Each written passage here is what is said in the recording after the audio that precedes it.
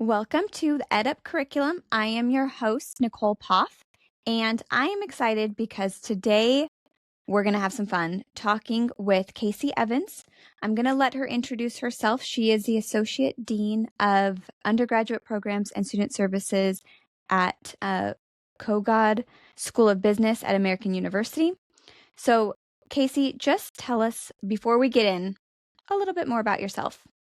Sure. Thanks, Nicole. Thanks for having me. I'm excited to be here.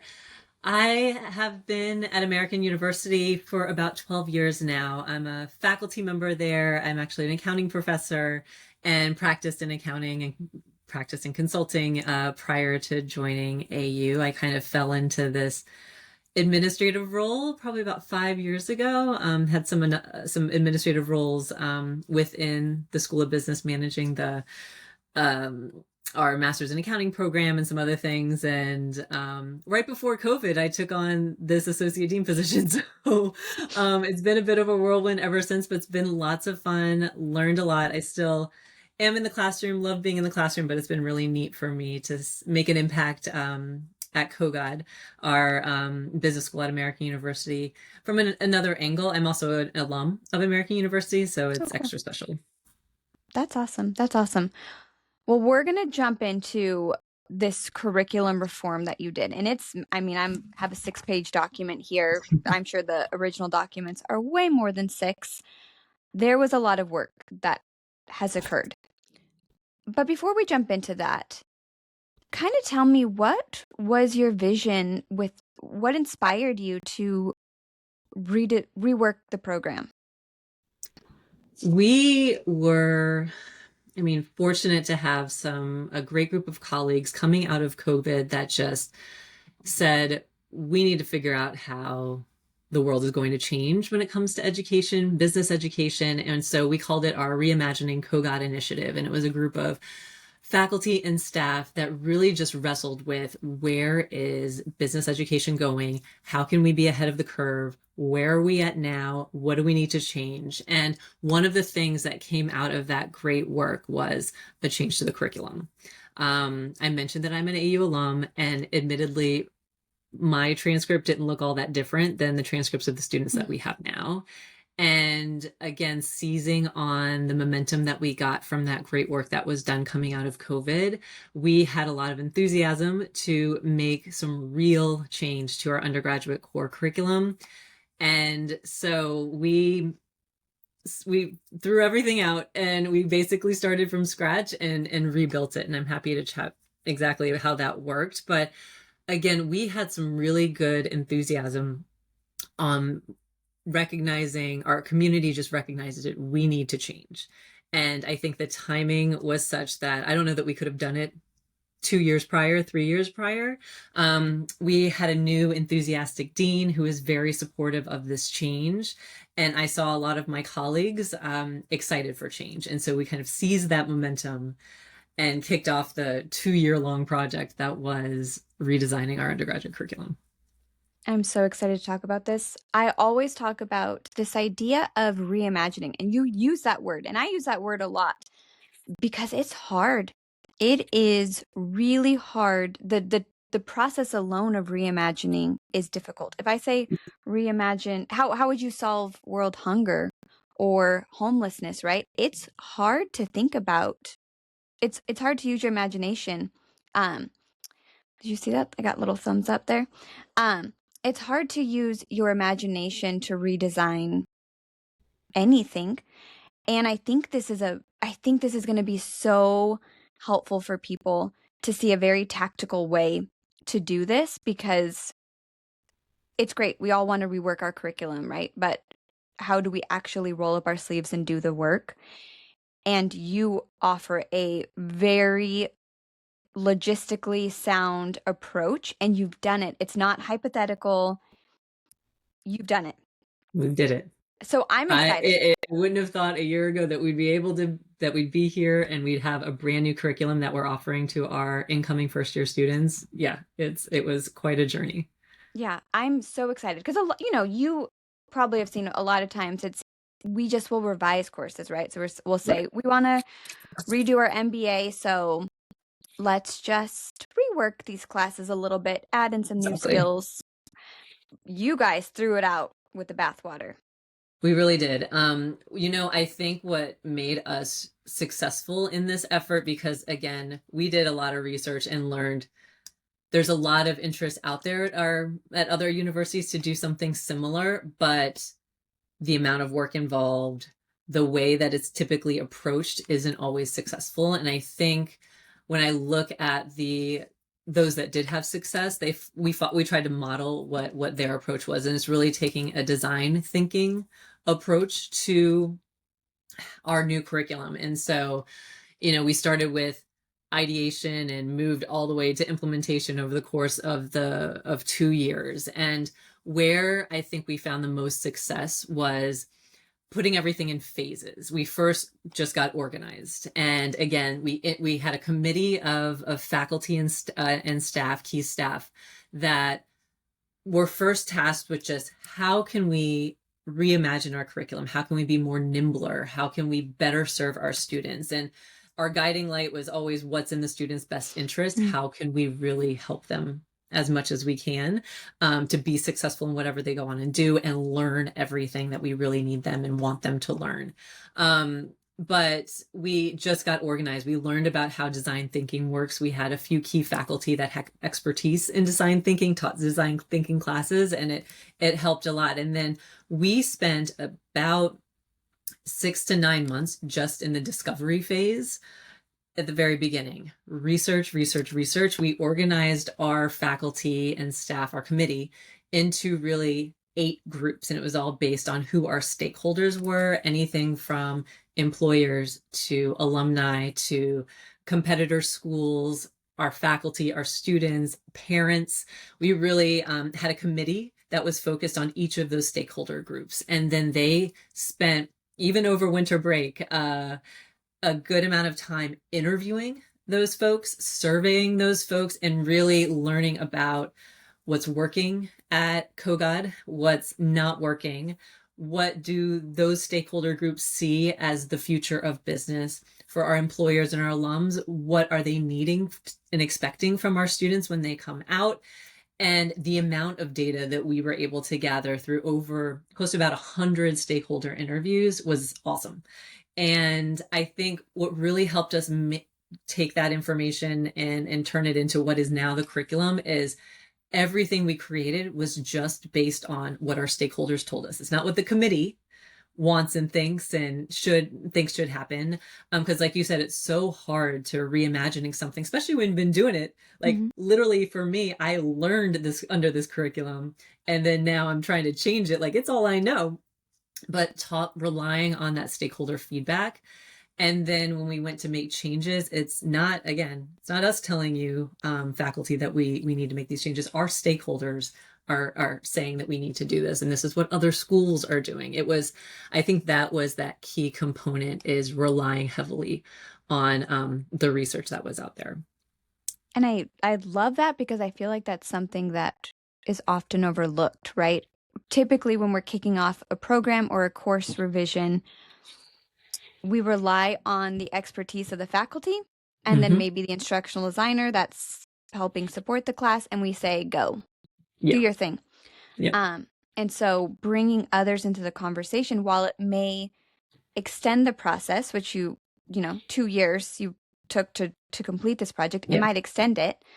The reward is so fruitful, and you hit on it.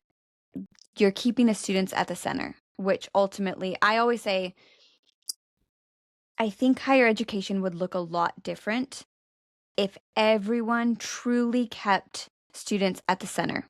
I mean, in a true capacity, if students were at the center of everything, our landscape would probably look a little bit different. And it sounds like you guys are living that out within the School of Business. Like, kudos, because that's just inspiring.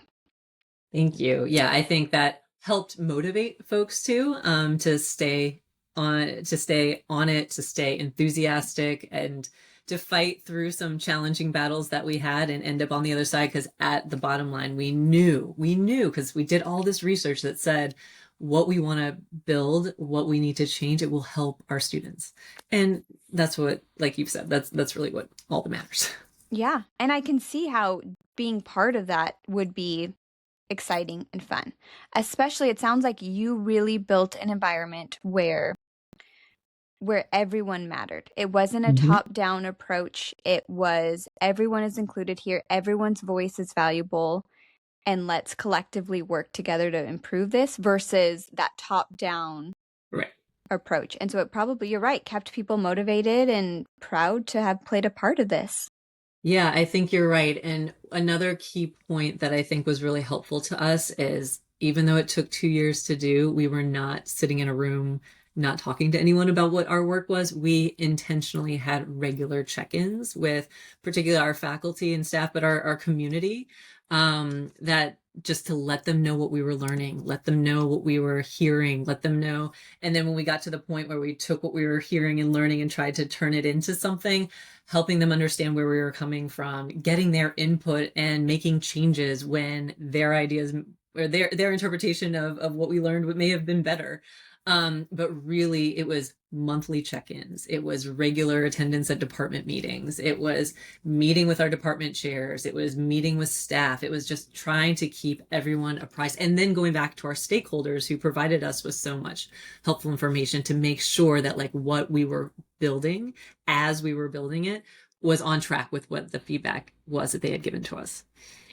And that's impressive in itself to just not, I feel like a lot of initiatives kind of die on the vine, right?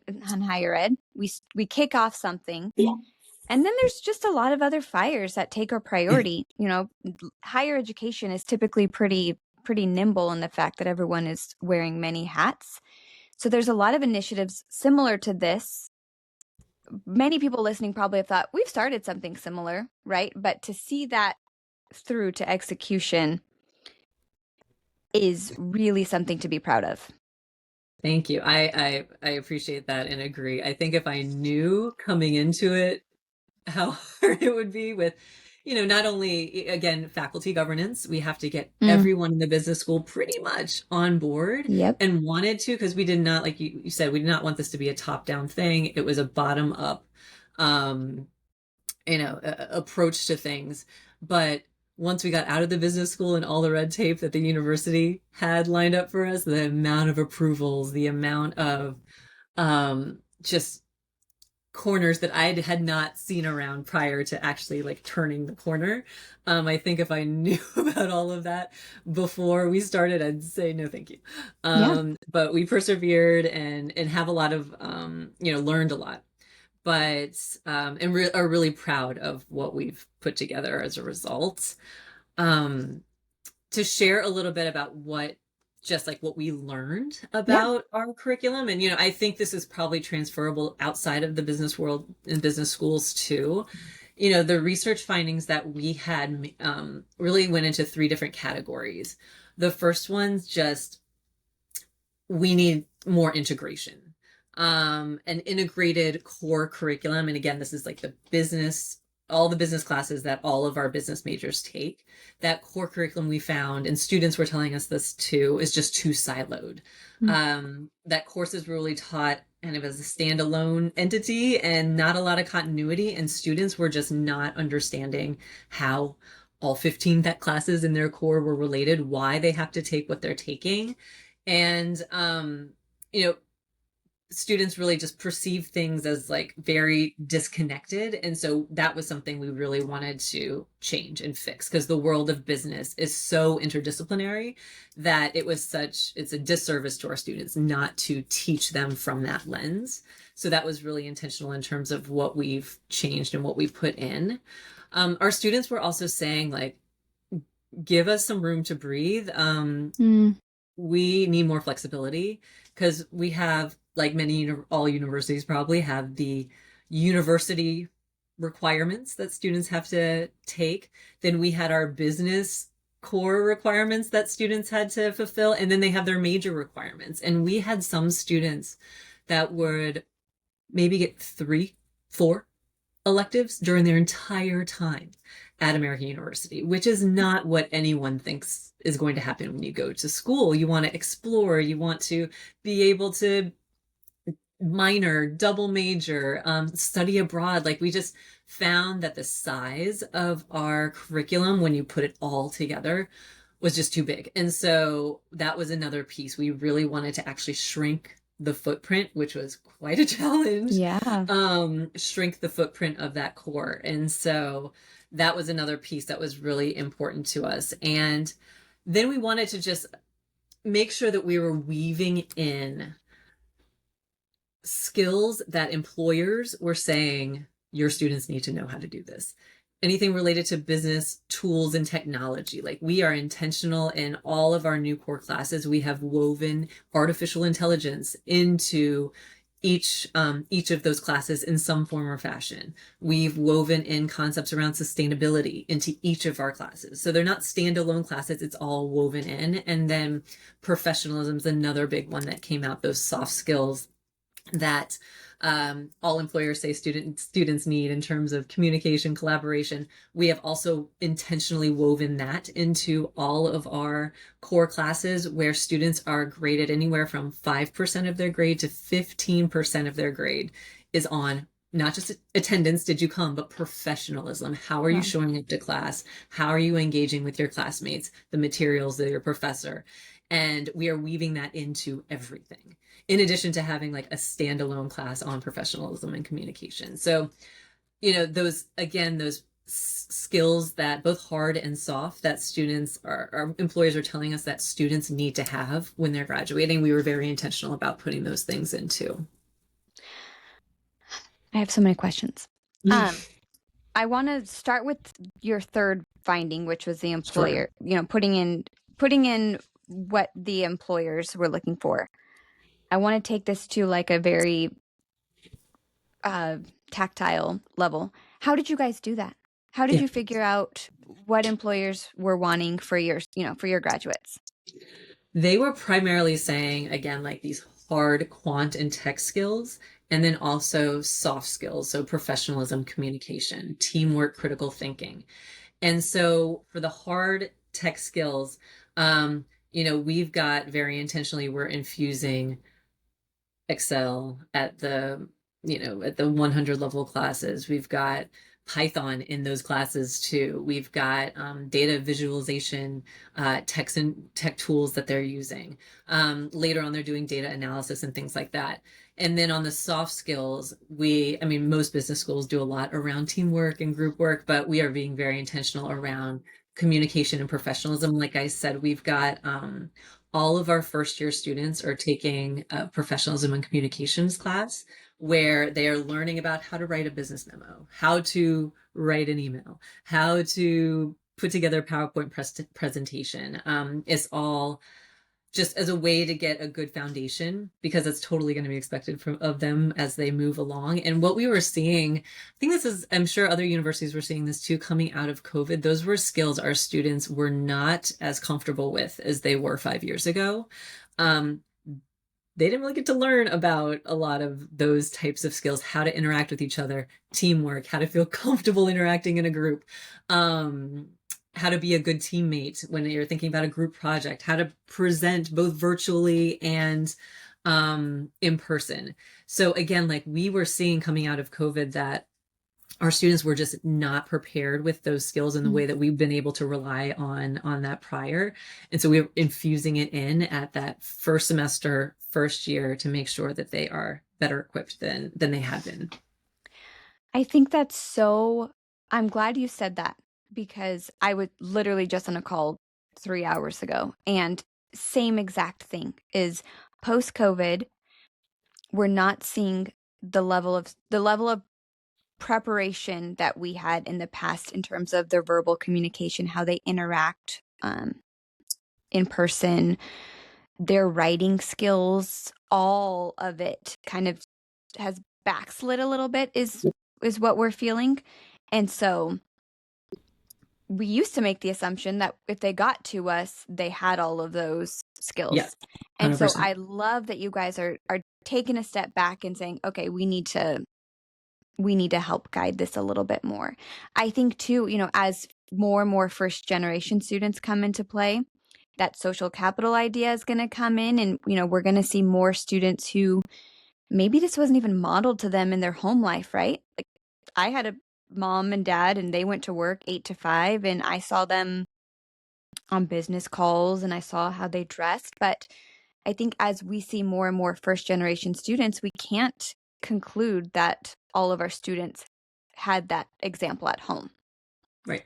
Right. And so, like you said, we are going to teach it to them. And then now that we have, again, like this class in the first semester, first year, instructors that follow in the second semester, third semester, they will know that they have been taught and can have those higher expectations. And then the students are better equipped to meet those expectations. I literally love this. Now I have some I want to tell some of these stats because you guys did a lot of work. Like, I think Yes. you are making this sound pretty easy, just with how casual you're talking about it. But I'm reading this. So 87 interviews were Yes. conducted. Was that the first year that there were 87 Yeah, that was like the interviews? first 6 months, 9 months when we put everybody into stakeholder groups. And so, yes, 87 interviews among that list of stakeholders. Um, I think it's 238 surveys, Yeah. survey responses, where we got a lot of great information with universities. So we talked to 12 people in 11 different universities, some peer universities, some aspirational universities too. We learned a lot. But you're right, like it was those surveys and those conversations and they're about an hour each, right? Super informative to help us better understand what we needed to change. And yes, we had we did our research using articles and things along those lines as well. But those conversations were really pivotal for us. And when did this launch? When did you guys go live? At the beginning of the semester. So This semester. it's happening. We're doing it. It rolls. So we, again, like did all that research in terms of the process. It was 6 to 9 months of research. Once we got all of our research, we got a group of faculty to take the research and build out a brand new curriculum. And a curriculum that, again, is focused on integration, flexibility, and preparedness. And spent the summer putting that together. During that whole time, we are getting feedback, we're checking in, we're doing town halls, and our community was pretty informed at the start of last academic year about what was coming. But we spent all of last fall, an entire semester, just socializing these changes, continuing to fine tune and tweak these changes. And because in some cases, like I said, we are shrinking the footprint. We got rid of classes that we had been teaching for a long time and infused those topics into a variety of courses, business law being an example. And so that's challenging. And so in some cases, if we had to say, okay, we wanted to do a 2-credit class, then we had to go back and forth. And it's like, well, if we don't want to blow this whole thing up, and we'll just make it a 3-credit class, like what our faculty is intent on. So we had a lot of kind of back and forth. And I think it was important to have all this dialogue, even though sometimes it was quite challenging. Change is hard.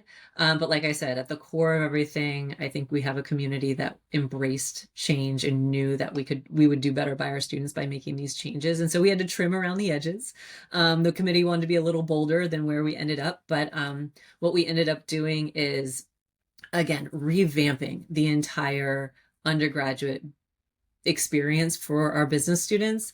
And and getting the community involved. And I think by the time it was the way like the faculty governance works at our university, we really had to have it ready, let's say about last January, February, voted on, approved by all of our faculty. And then it goes through about 5 months of review and questions and approvals at the university level. And we need to have it in all all approved by the Board of Trustees, which is the very top level, by the end of last semester in order to start it this fall. So we are rolling it out this fall. With our incoming class. So we have our old curriculum that we're operating for our sophomores and above, and then our incoming first year students, they get the new curriculum. So we've rolled out our first 3 classes, and then it will continue to follow them as they progress. Awesome. How many classes, as you were talking, I was wondering, how many classes was this? So we've got 14 classes that are in the core, 38 credits total. We went from 44 credits to 38. So we shaved 6 credits off for our students, which again, that's great. We wanted to do a little more, but we're happy where we ended up. And that's 2 classes we were able to give back to them if they just look at a traditional 3 credit model. But we've got, multiple 2 credit classes, 1 credit classes, we did give them some more flexibility. I would say some of the things that are really different is, we have front loaded our business core classes into the first and second year. And so a lot of schools, students have to apply to the business school and wait to go. And they do all their gen eds from, for the university before. We are not like that. Our students are taking 3 business classes that first semester that they get here, and then another 3 the following semester. They'll do a full sophomore year coursework with a lot of their introduction classes, like intro to accounting, intro to marketing, those more traditional classes. And then they are done with their core coursework by the end of sophomore year, giving them the ability, and the flexibility kind of really comes on the back end for our students in their junior and senior year. And so they will be well prepared to decide their major and take additional classes in their major if they want. Study abroad, again, like that flexibility comes on the back end. But what's really different for us is our first year and second year approach. Our students have been really excited about that. We actually, we've been sharing about these changes for a while. We actually saw an increase in undergraduate business school enrollment. And a lot of people are pointing to the new curriculum as a result of the reason they decided to come here, because they just wanted to start studying business as early as possible. And so, again, that first year experience, we've redesigned it to be very integrated. And I'll give you a few examples. So like I mentioned, we're rolling it out. It's happening. I'm teaching in it this semester. Our students are taking 3 business classes. It's like one we call Purpose of Business. It's like an intro to business class, that professionalism and communications class, and then a navigating tools and technologies class. And what's really interesting is the coordinators and the faculty in those classes are working very closely together, because that interdisciplinary approach is really important to us. And so to try to show our students how everything's related, we have these common projects that lay over all 3 classes that students will do kind of a portion of in each of the 3 classes that they're in. So I'll give you an example. In our intro to business class, they have to pick an industry, or they're assigned an industry. They apply the pestle to it. They do a lot of research and using the tools from the library, and they have to create a business memo. And so they get that assignment in their intro to business class, but in their professionalism and communications class, they are working on draft reviews of that memo. They are going through the peer evaluation process and giving each other feedback and learning about how that process works for that assignment. And we've got multiple examples of assignments that, again, lay over all 3 classes, so the students can see how everything's related.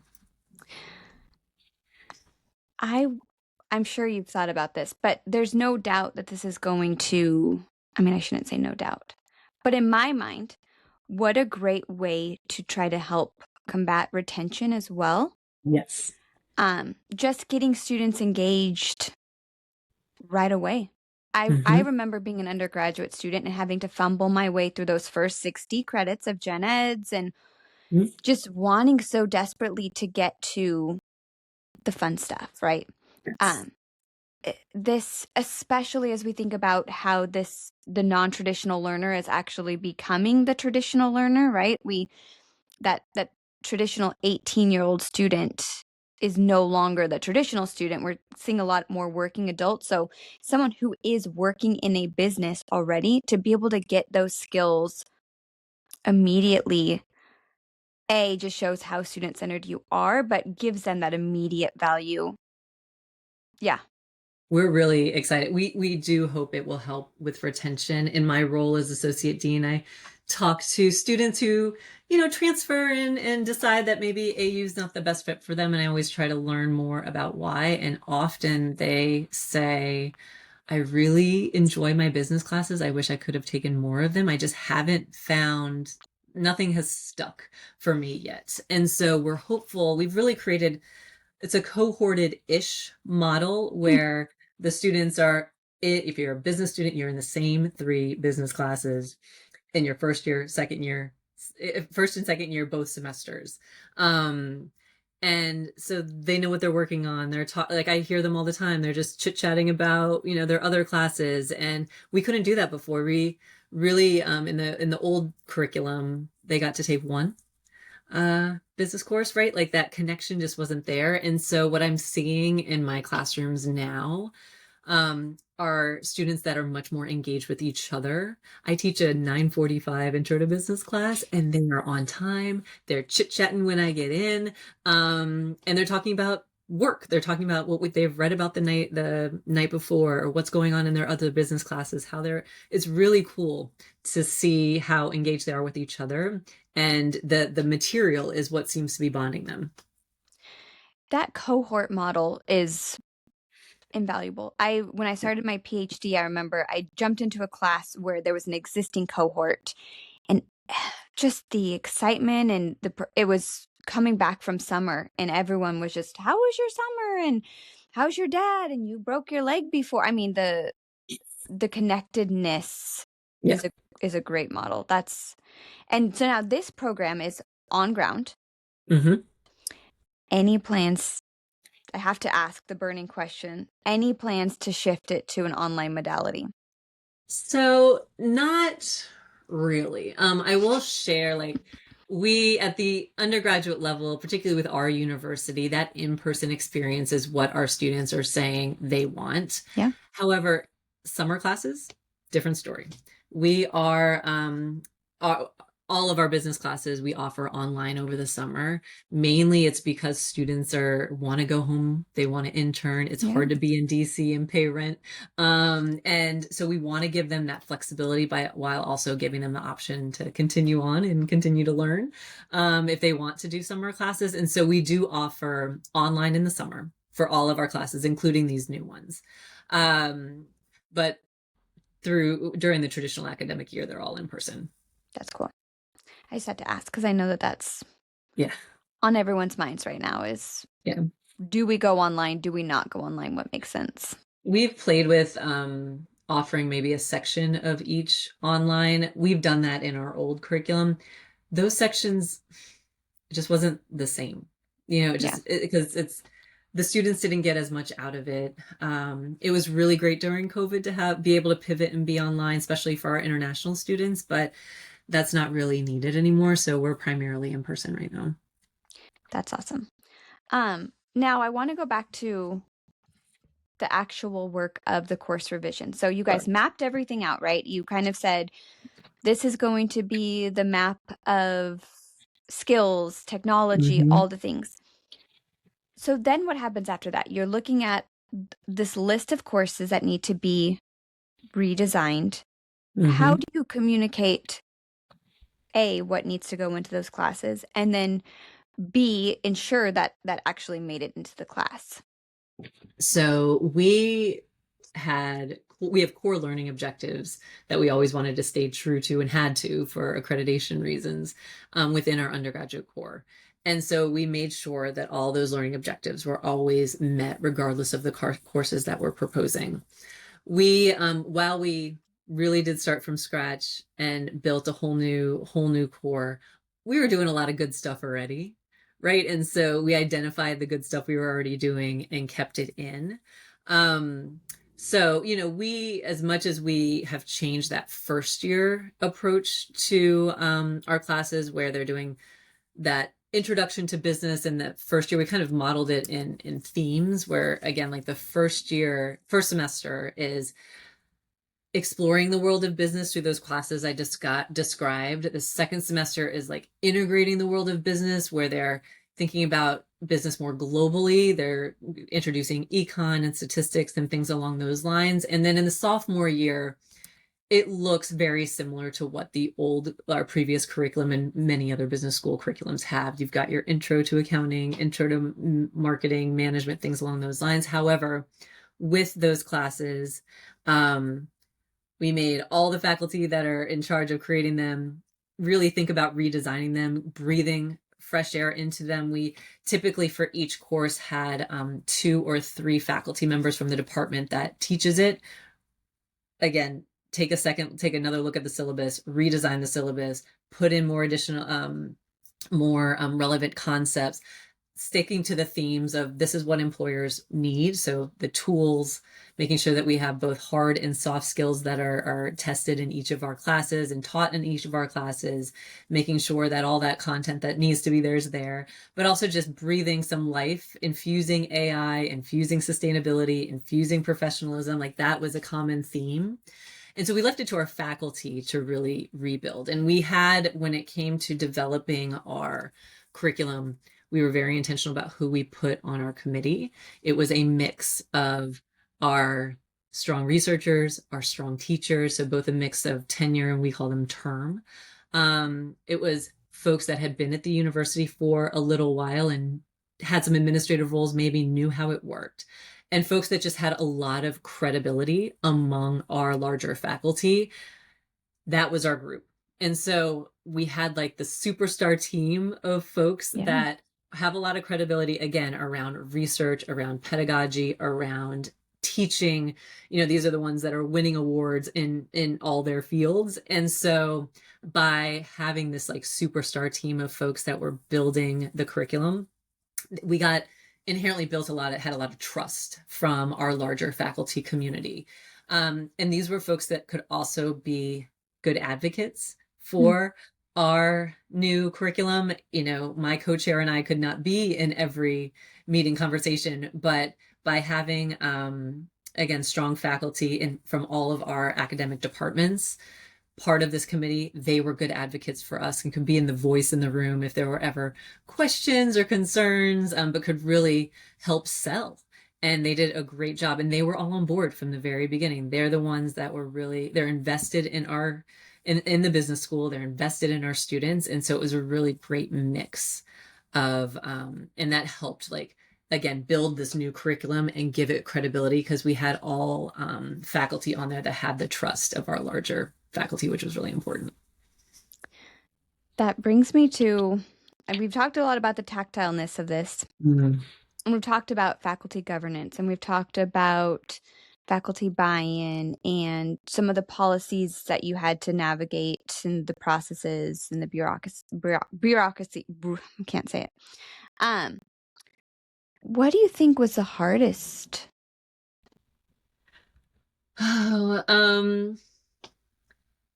It got when you are cutting core and you're cutting classes, you're cutting credits, that feels personal to people, and change is hard. And so I think even though we were really excited about what we built, faculty, even if they're not trying to be disagreeable, we'll disagree. We'll disagree even if they're not trying to be disagreeable. And so we had a lot of tough conversations, I think, particularly with folks that didn't see themselves represented in the core in the way that they had been previously, either because we infused their topic into the curriculum, or maybe they just had a smaller footprint. And those are my colleagues, right? And so that was probably the hardest part for me. We had some really hard conversations, but we kept talking, and no one gave up. And we would really try to hear their concerns. We made adjustments where we needed to. And I think that was helpful. And sometimes they sold us. They made a point we need to have this in, or this needs to be a little different.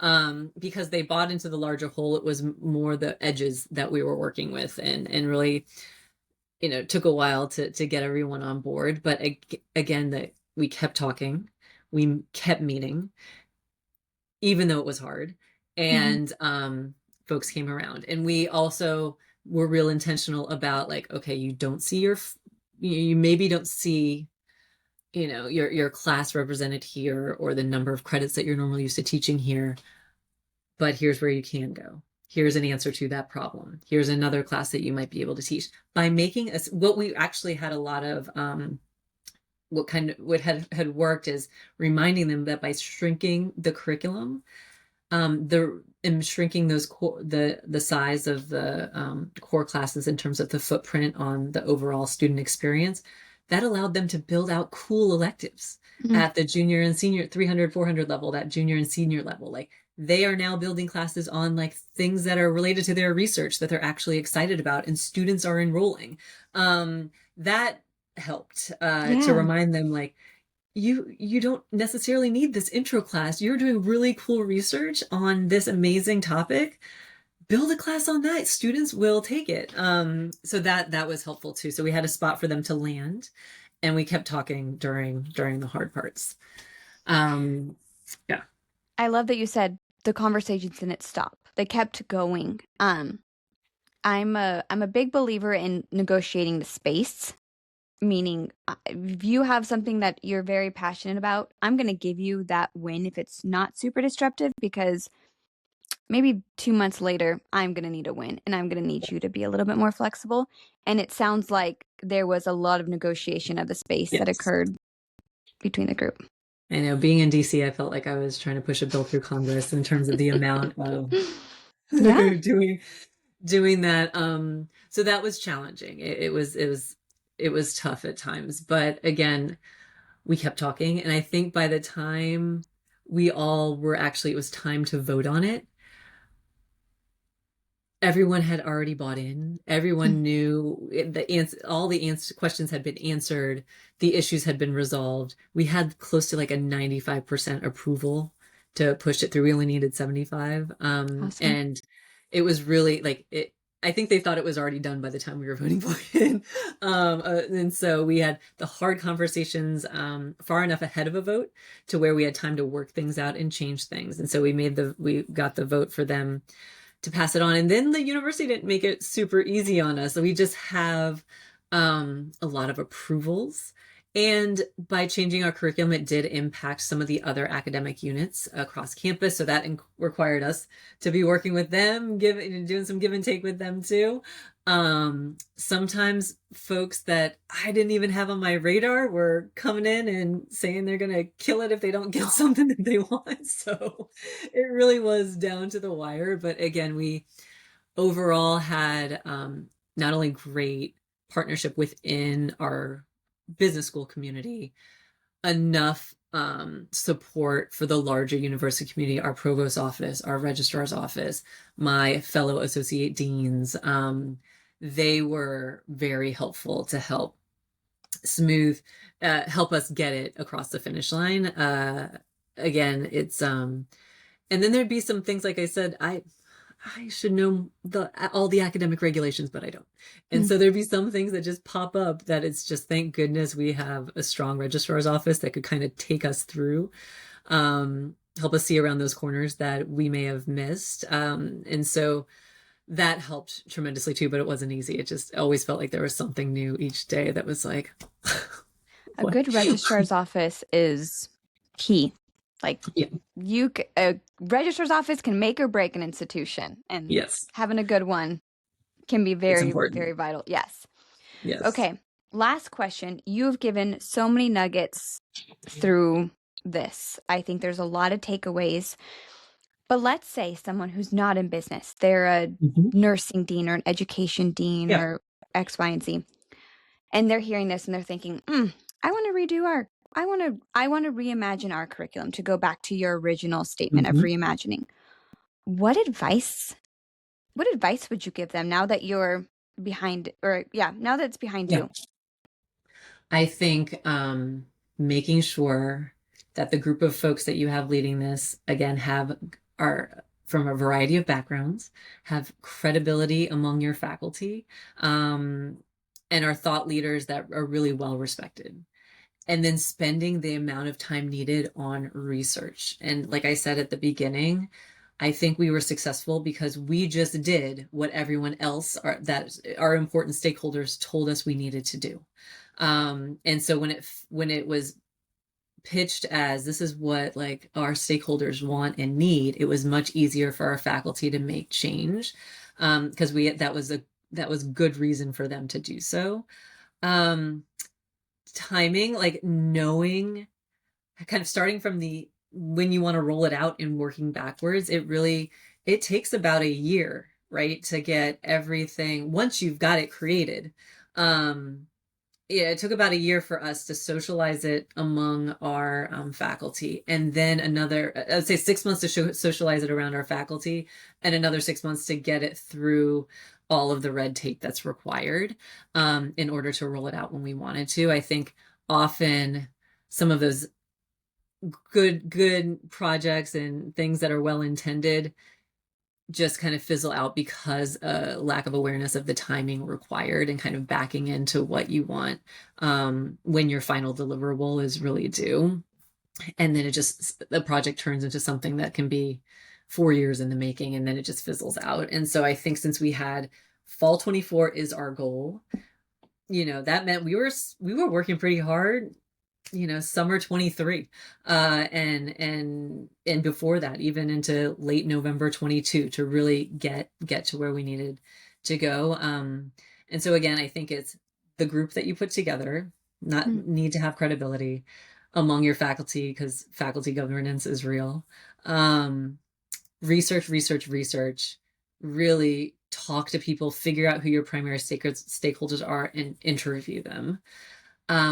Constant communication, like always providing checkpoints to your faculty and staff community and your stakeholders, to just allow them to giving them the sense that they're still part of what you're building.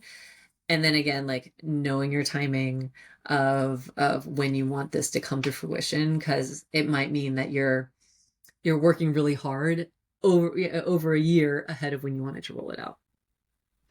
I think that's good advice. That's very applicable for people if they wanted to get started. Yeah, because hopefully it'll put folks in a place where we are now, where we have a curriculum that we're excited about. It's infused with that important content that our employer stakeholders are saying that students need. We've created opportunities for students to study business much earlier. We are hoping that will help with retention. We'll see, but we're optimistic that it will. And then we're teaching them how interdisciplinary the world of business really is, and really excited about how that's changed our classes, and we have a good enthusiasm around what we're doing. And I love too your point about letting faculty now develop the electives on the other side. Like what a win for them. What a way for them to develop something that they love and they're passionate about, that they think they could excite students about too. I think it's a win for everyone. Agreed.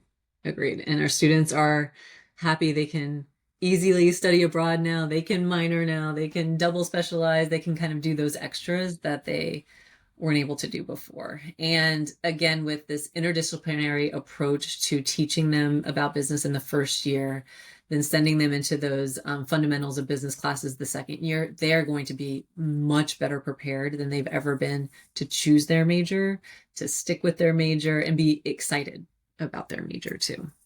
Absolutely. Well, thank you so much for being on. This was so fun.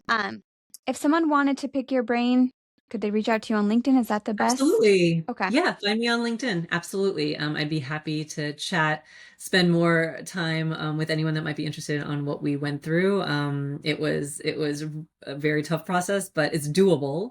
And I'd love to see other folks take it on as well. And happy to help wherever I can. Awesome. And I want to keep my eye on just how it's going, because I'm interested to see, a year, 2 years from now, how has it changed? Maybe we'll have you back on, next I'd love year. it. Yeah. And you can say, this is a year kind of post. This is what we've learned. This is how our students, that'd be cool. Yeah, I'd love to do that. Thank Awesome. you. Well, thank you so much for joining us. Thank you to our listeners, and we'll see you next time. Thanks.